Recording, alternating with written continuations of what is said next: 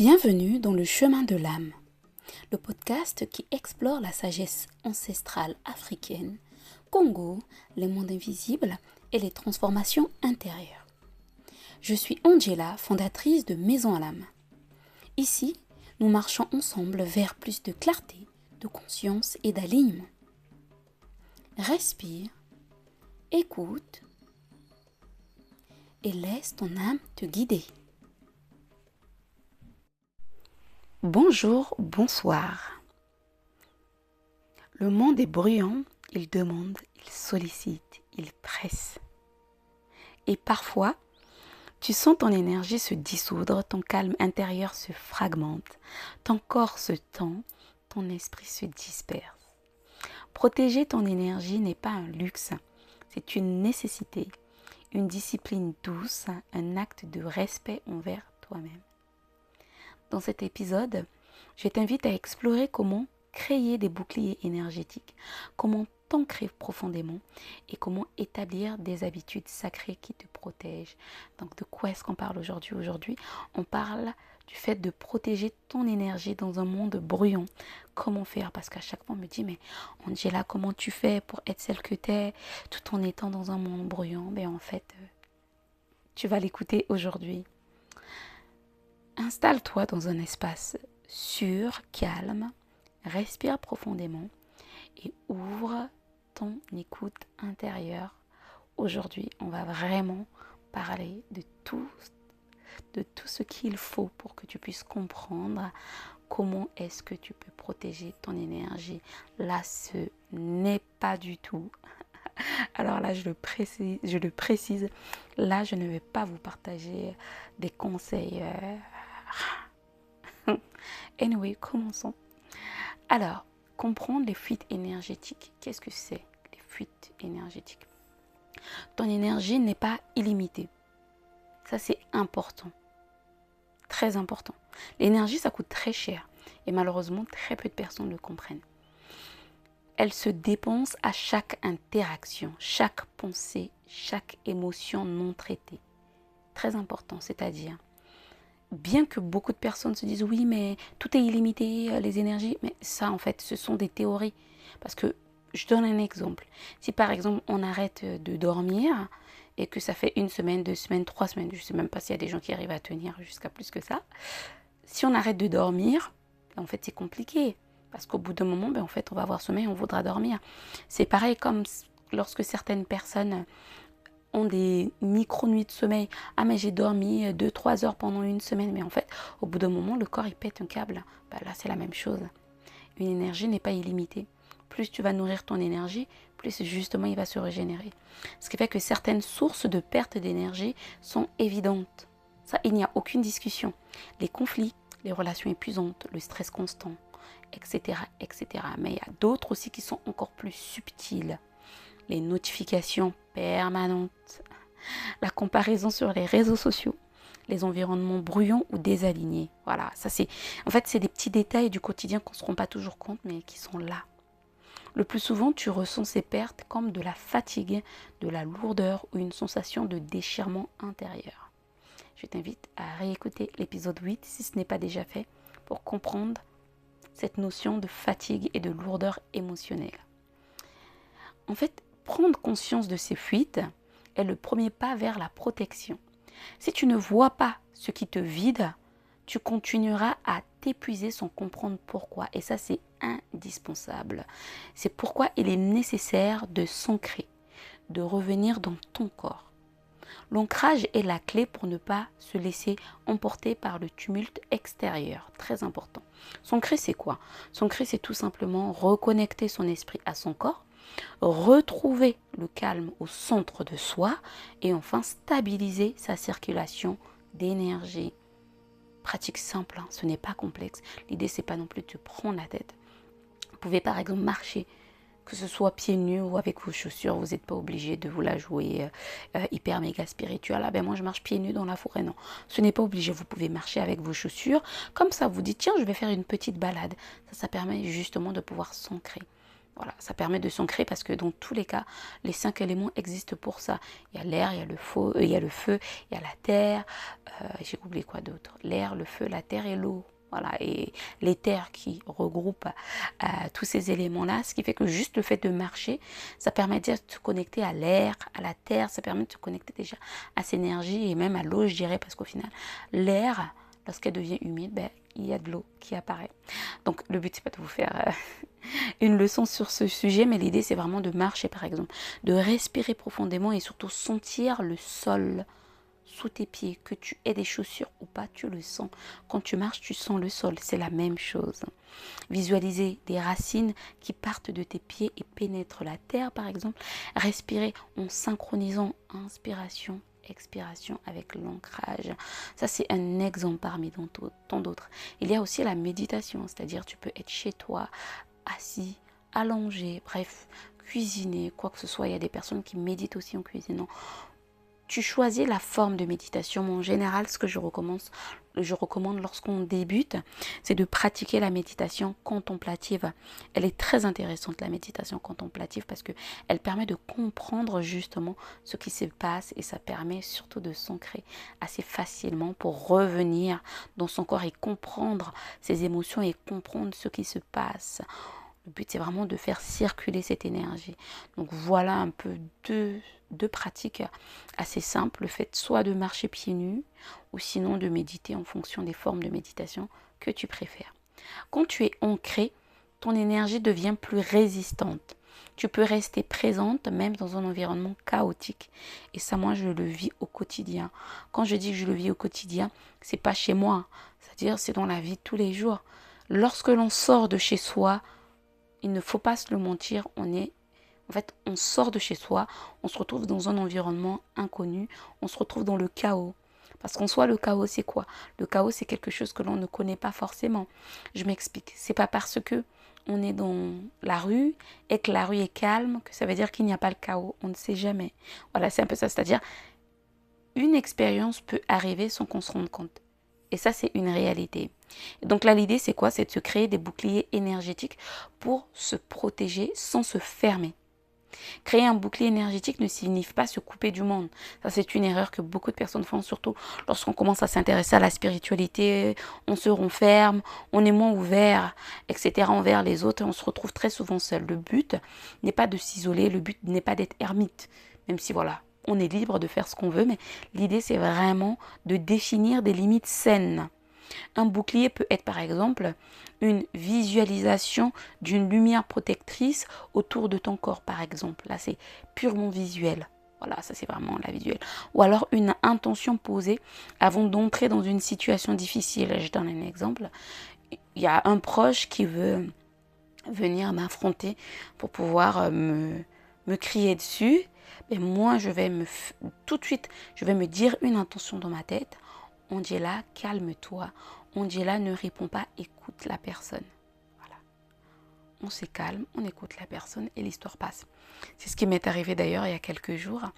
Je discutais, etc. avec une proche à moi. Elle parlait. Et d'entrée de jeu, elle a fait une remarque qui ne m'a absolument pas plu.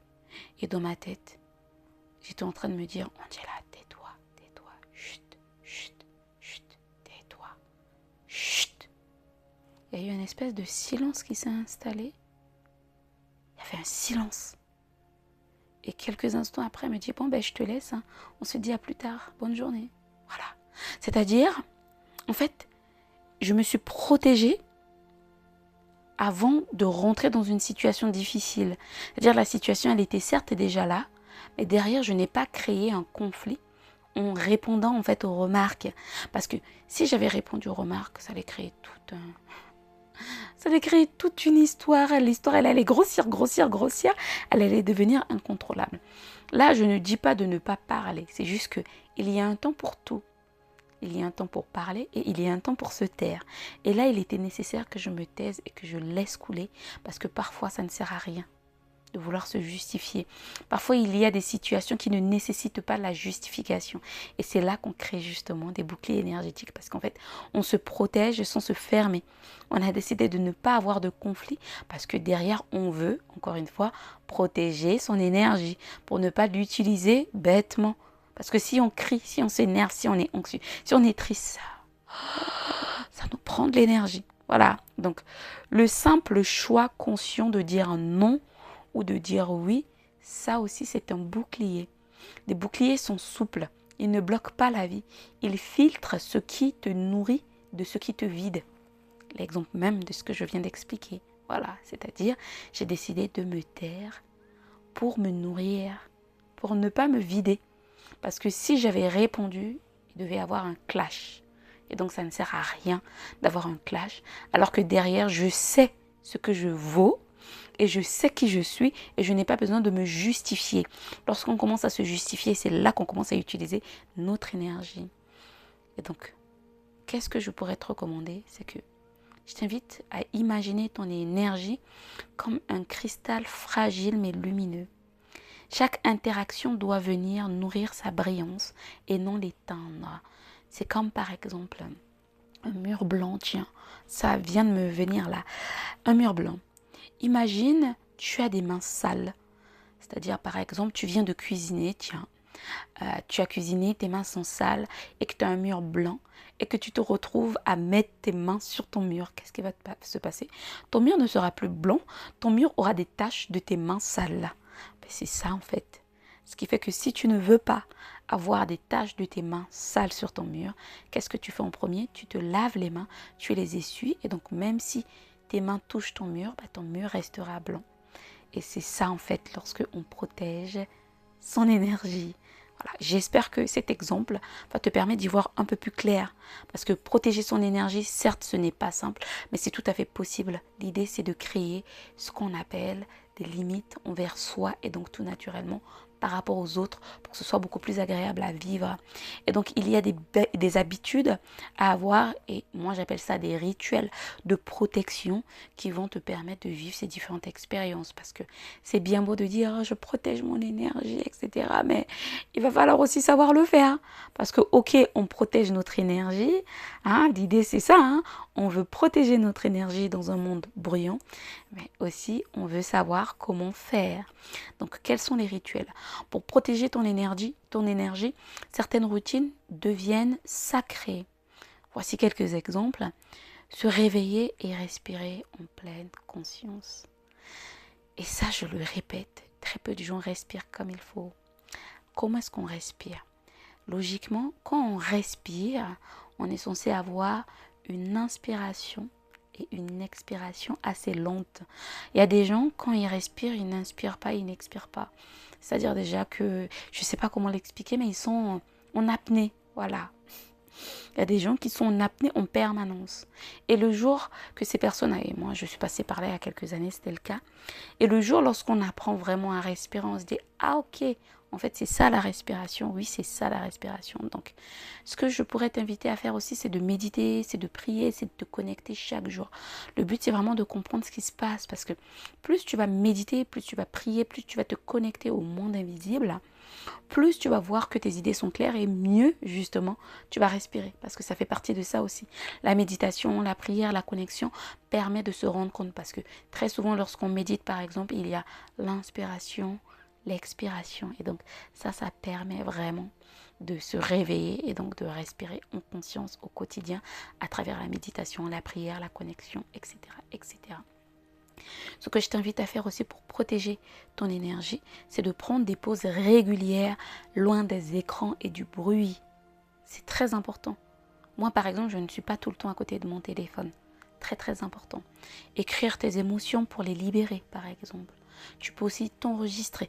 Si tu trouves que tu as du mal à écrire, que soit ça te fait peur ou que ça te fait pleurer, parce qu'il y a des gens comme ça, dès qu'ils écrivent 2-3 mots et ils pleurent, tu t'enregistres.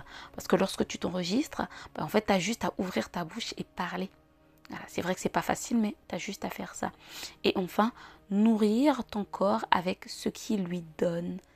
C'est-à-dire, en fait, comment est-ce que je peux expliquer? En fait, il est nécessaire de nourrir ton corps comme il faut pour que tu puisses lui donner une vie vitalité. Voilà. En gros, tu nourris le corps avec tout ce qu'il faut. Donc, plus on va nourrir le corps, mieux ce sera. Nourrir son corps, c'est quoi? C'est par exemple être dans un environnement positif, être avec des personnes positives, être soi-même positif. Voilà, ça par exemple, c'est ça nourrir. Être en permanence dans la quête de la beauté, du bien-être, de la joie, du bonheur, malgré le bruit qu'il y a autour, malgré la distraction qu'il y a autour. On peut être dans un monde bruyant tout en étant calme. Par exemple, lorsque des proches me demandent, mais toi en fait, qu'est-ce qu'il y a dans ta tête? Il n'y a rien.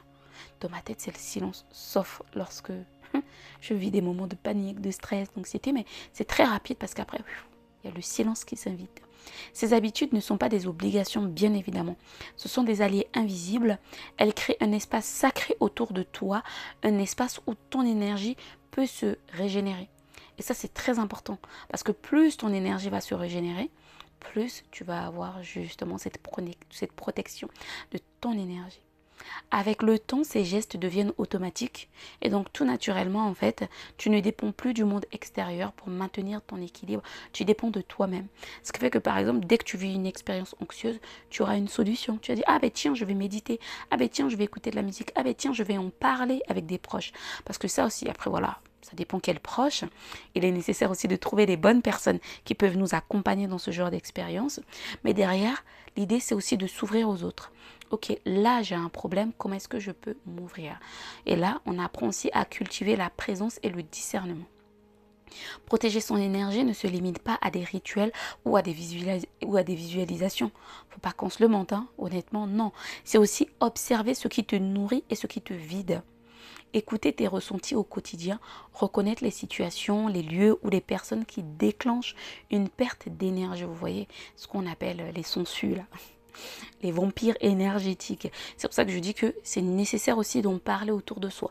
Si on n'est pas à l'aise avec les gens de notre entourage, ce qu'on peut faire éventuellement, c'est pourquoi pas de faire appel à un professionnel de la santé ou alors un thérapeute, etc., etc. Parce que ces personnes sont à même de nous apporter assez de réponses nécessaires.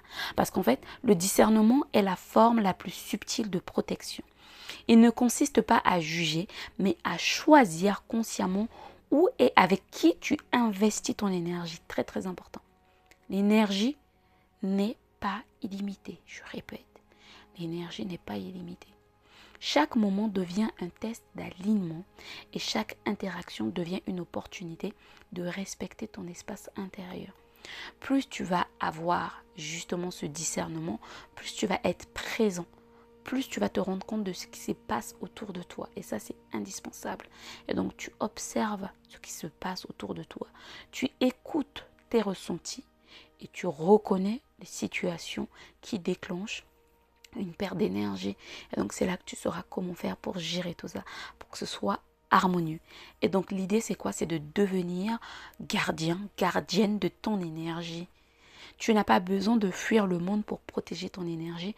Tu as besoin de devenir consciente, d'installer des limites, de nourrir ton ancrage et enfin de cultiver tes rituels sacrés. Plus tu vas avoir des routines, plus tu verras que ton énergie est protégée. Ton énergie est précieuse. C'est la source de ta créativité, de ta clarté et surtout de ta présence. Plus tu vas être présente, plus tu vas être là, plus tu vas te rendre compte de ce qui se passe à l'intérieur et donc tout naturellement autour de toi. Observe, respire, protège-toi avec douceur. Dans le prochain épisode, qu'est-ce que nous allons explorer dans le prochain épisode? Nous allons explorer l'appel du chemin. Quand ton âme veut évoluer, les peurs, les initiations, les abandons nécessaires. L'appel du chemin, c'est quelque chose qui n'est pas facile à vivre, mais honnêtement, c'est tout à fait possible. Et donc là, l'idée, c'est ça, pour agir avec fluidité et alignement. J'espère que cet épisode a pu t'apporter des réponses. On se donne rendez-vous la prochaine fois et donc pour le prochain épisode. D'ici là, prends soin de toi. Si cet épisode a résonné en toi, si certaines paroles ont touché quelque chose d'intime, sache que ce chemin ne se parcourt pas seul. Je t'invite à rejoindre le groupe WhatsApp Alam Expérience, un espace de partage, de transmission et de conscience où nous prolongeons ces réflexions, où les mots deviennent expérience et où les liens se tissent avec justesse. Le lien est disponible en description. Prends ce qui résonne, laisse le reste et avance à ton rythme sur ton chemin d'âme. À très bientôt pour un nouveau pas sur le chemin de l'âme.